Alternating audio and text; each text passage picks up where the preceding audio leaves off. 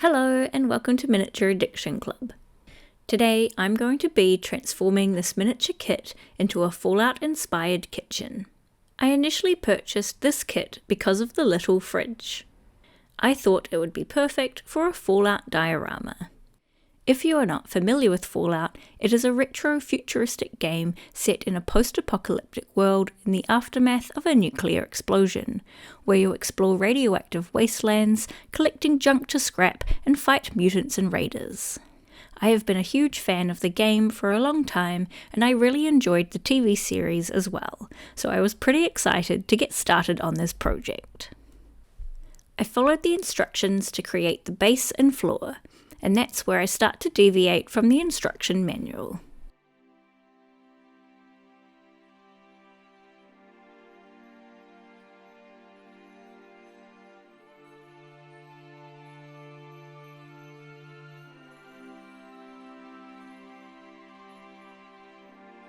In true Fallout fashion, I'm limiting myself to only using what I have lying around or bits of junk to make the rest of the modifications to this kit. I created a second wall out of some scrap cardboard and cereal box. I also covered the existing wall to match. I covered both the walls in tiles I made from more cereal box and painted them using acrylic paint. For the kitchen units, I modified the bench top to have a rounded return.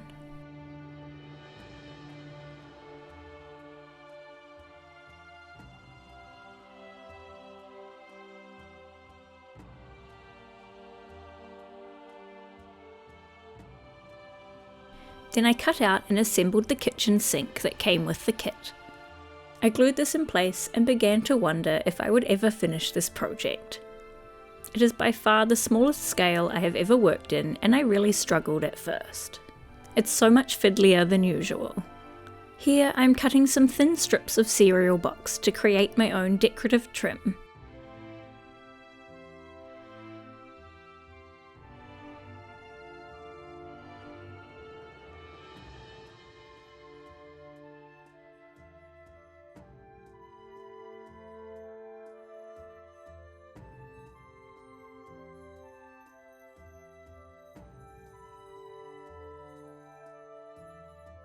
I assembled the kitchen unit as per the instructions and added my own curved addition, which you guessed it, I made from cereal box.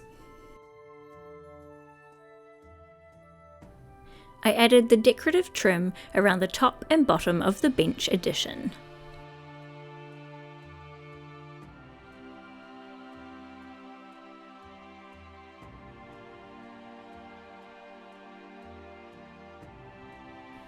Next, I assembled the shelving unit which came with the kit, and after deciding it wasn't retro enough, I added some folded card to change the shape.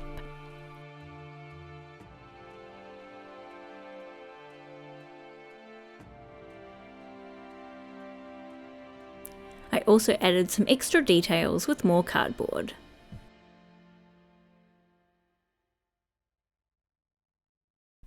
I decided to add another shelving unit which I created entirely from scratch. It was at this point I decided it would be better to have an opening on the shelf where I could put additional items, so I cut out a hole with my craft knife.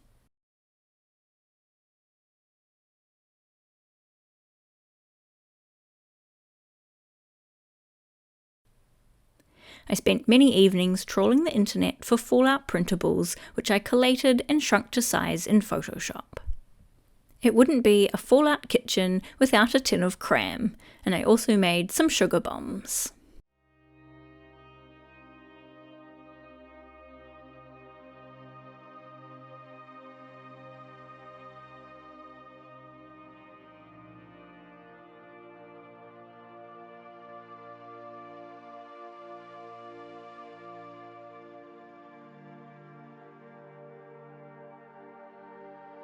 Next, I moved on to painting the kitchen units. I mixed a custom colour for the teal and painted the sides and hardware grey.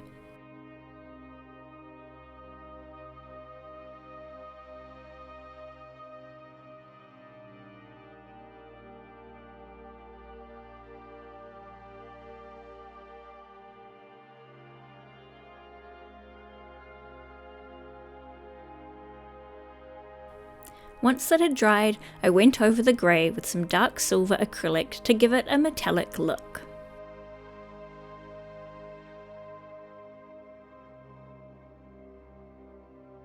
For the new part of the kitchen unit, I layered washes of yellow ochre, burnt umber and raw sienna to create a wooden look.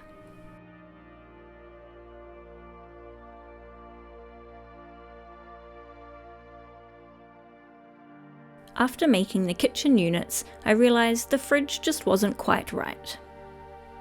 I ended up sanding the corners of the fridge to exaggerate its curved style. It was made from some sort of acrylic or resin, so it was easy enough to sand. I also sanded off the Sneg logo and the handles. I loved these details initially, but they just didn't fit with the overall look in the end. I painted it with white nail polish to give it an enamel finish, and added a boxy bit to the front and a handle on the side, which I made from cardboard. Then I got caught up in all the excitement of my vision coming together and started aging the fridge, completely forgetting that I wanted to film a before and after of the whole kitchen. So I just had to go ahead and age all of the other pieces too. This part was really fun, even though it went against my perfectionist nature.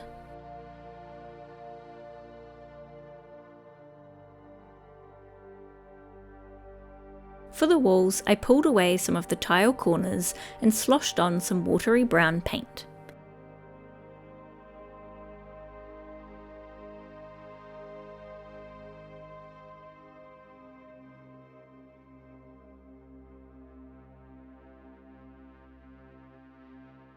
And I did the same for the floor, dabbing off any excess with a tissue.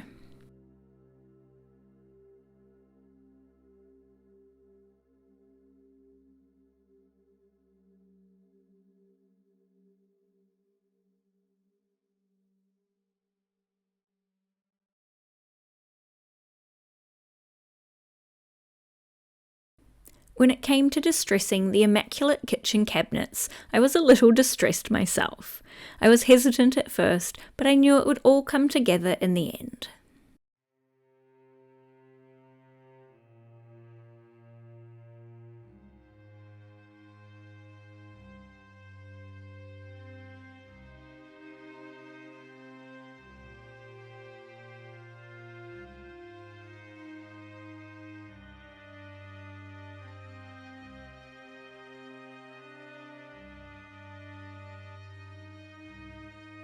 I wanted the back of this piece to be just as recognisable and interesting as the front.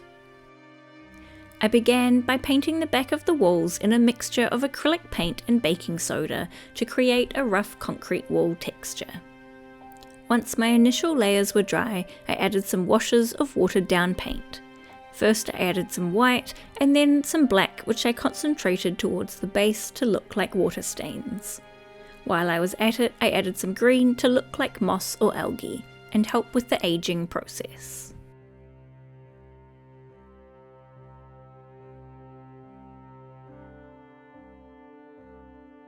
Then I went ahead and glued the walls together.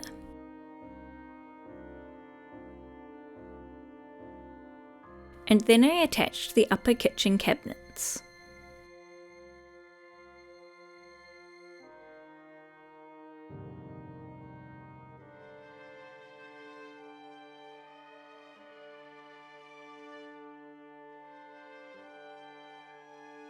Then I glued the walls to the floor, taping everything in place while it dried.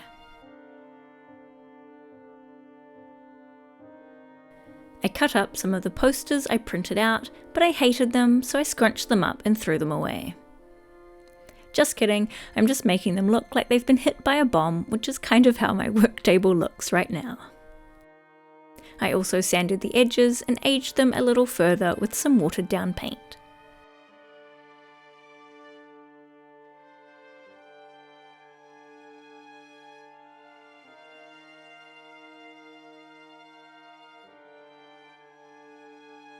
I love how these turned out, and I glued them in place with some PVA glue.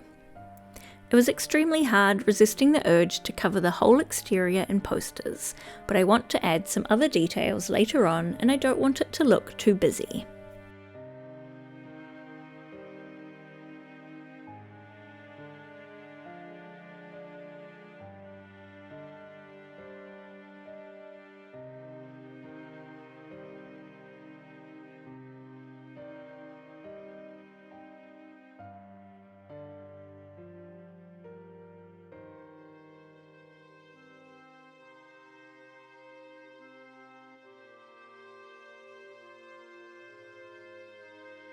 Next, I painted the wooden base brown.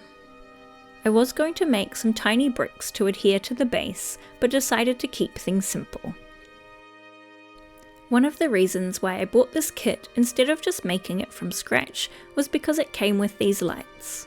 I'm still learning miniature electrics and this was super easy to assemble. I drilled a hole in my bench top where I wanted to put the light, and a second hole in the floor to thread the wires through. I glued the battery pack and light switch in place and connected the two wires together.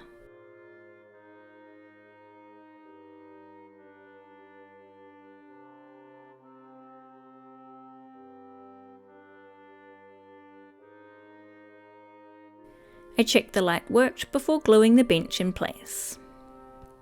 To make my light, which is a glowing bottle of Nuka-Cola Quantum, which is a rare beverage which restores 400 health points, I scrapped this empty pen. I gained one spring and some plastic, which, after I removed the rubber grip and cut it to size, looks surprisingly like a drink bottle. It even has the little fins down the side.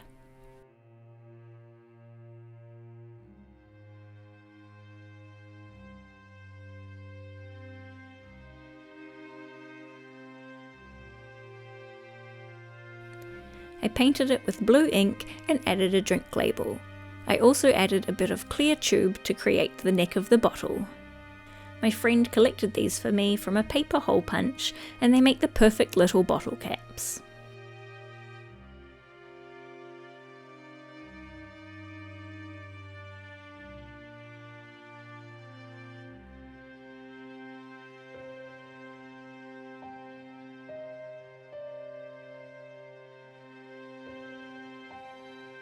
I'm so happy with how this little bottle turned out that it deserves its own close-up. Then I glued the bottle in place over the light bulb. It is rather large for the scale of the room, but if it was any smaller I wouldn't be able to fit the light bulb inside. I figured it could pass as a 2-litre bottle or maybe a novelty lamp rather than an actual consumable. Next, I glued the fridge in place and it's looking pretty good, but I still need to add a few more items.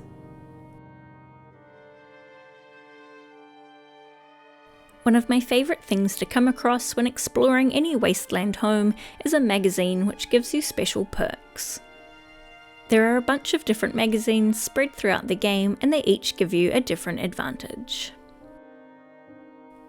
To make the cap stash, I cut a small rectangle out of thick grey cardboard. I rounded the corners and painted it silver.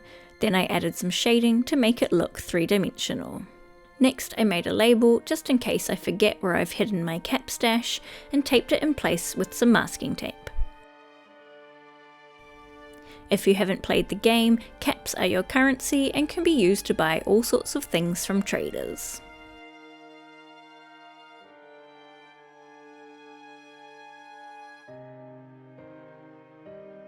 I also made the toaster that came with the kit and turned one of the beads into a coffee mug.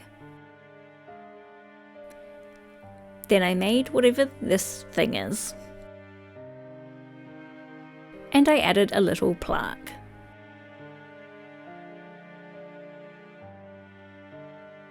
Then it was time to add all of the finishing touches.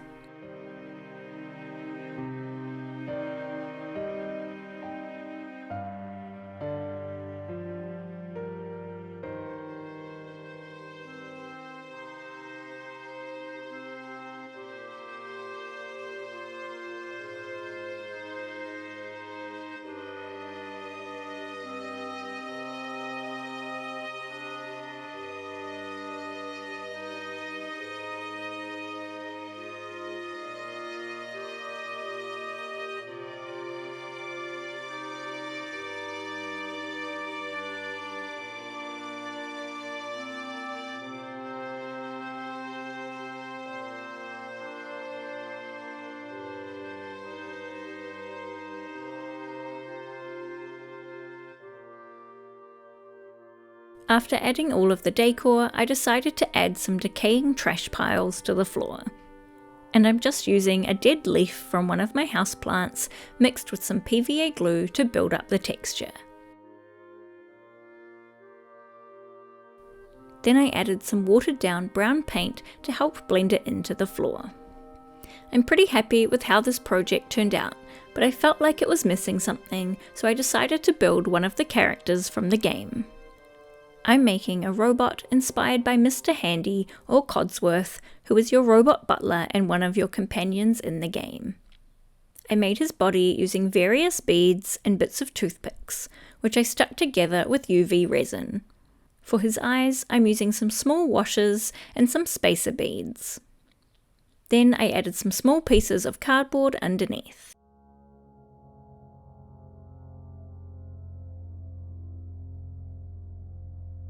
For his arms, I attached some small sections of plastic tubing to a piece of wire with UV resin.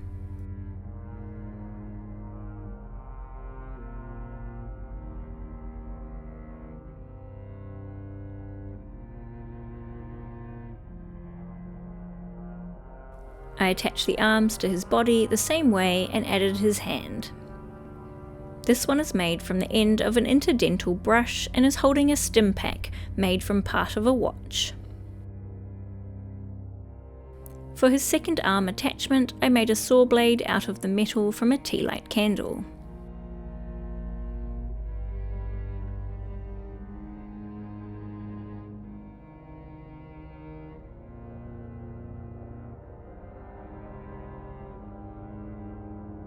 I cut out a circle, then sketched out the serrations, which I carefully cut out with some very small scissors.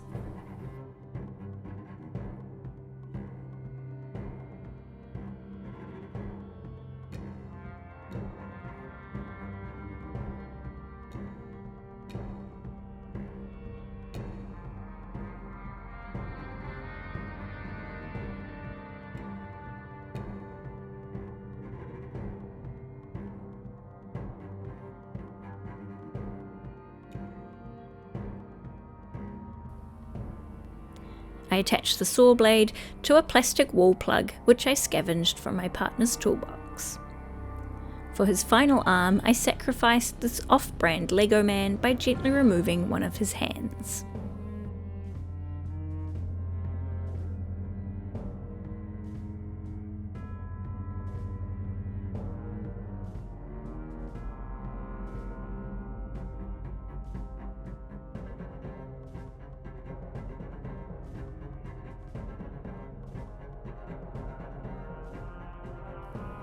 I attached the hand to another wall plug and adhered it to the final arm.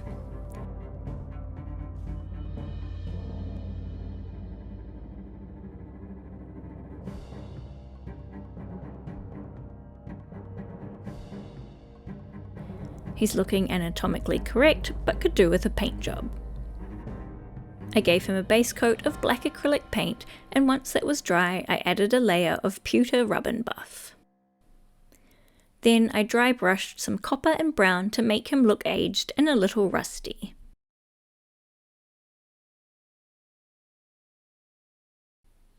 And here's our finished robot companion.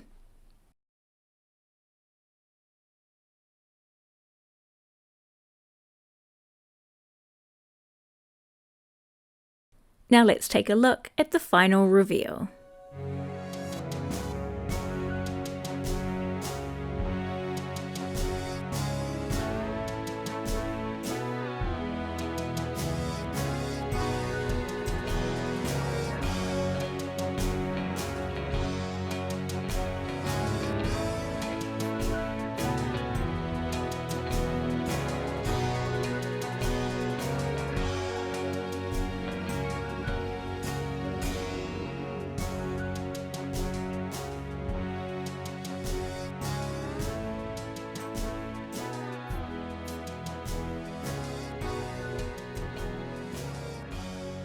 I've never made anything like this before, and it was a real challenge working in such a tiny scale using only found objects. So if you enjoyed this video and want to see more videos from me, don't forget to like and subscribe. Thanks so much for watching, and I'll see you next time.